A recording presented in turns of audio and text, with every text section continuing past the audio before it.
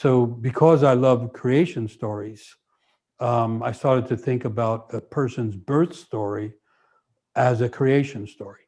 And so, for instance, a person doesn't know their own birth story because they're so infantile and freshly out of the womb, and and their eyes are just opening. They don't know what's really going on. So usually the story exists in the family. So as a kid, I would hear my mother saying to neighbors or visitors, well, that one, she'd point at me. She said, he was born, that was the worst night of my life. That was hell.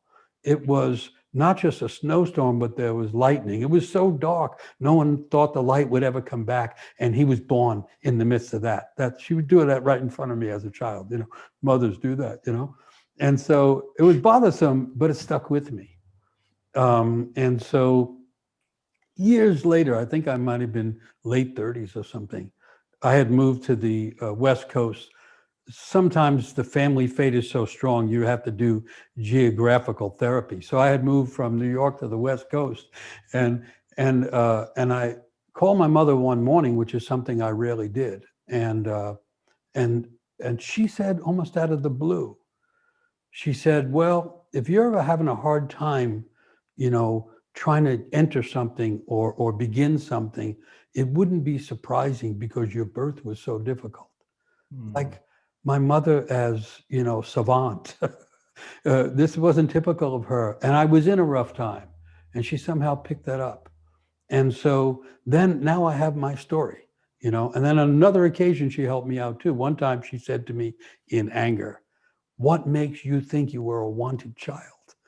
Ooh, ouch. Yeah, ouch, in a good way though, because it was really true. I knew it. Every unwanted child knows they were unwanted, So now I had these two pieces. One was, I'm not a wanted child, but I'm here. So it must be me that wants to live this life. That was really helpful to me, that I'm not, in other words, when you talk about the story, I can never change my story and go back and get my mother to want me.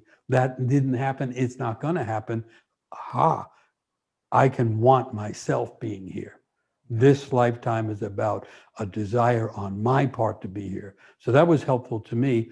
And then I combined that with the idea, when I start something new, my birth story will recreate itself, and I will find it really hard and dark. I think everybody's against me. I'm waiting for the lightning to strike.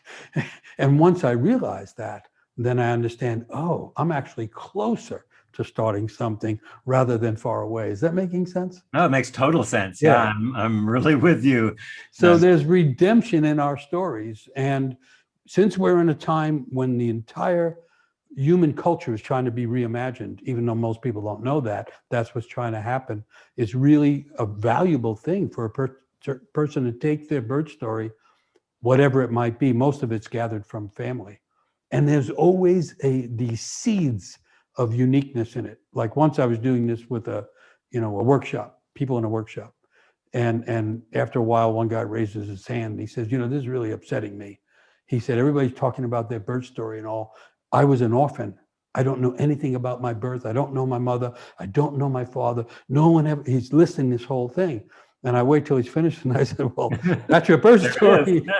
You are here out of nothing. You're produced by absence. You're an orphan from the beginning. Most people don't find out they're an orphan until they're in midlife crisis.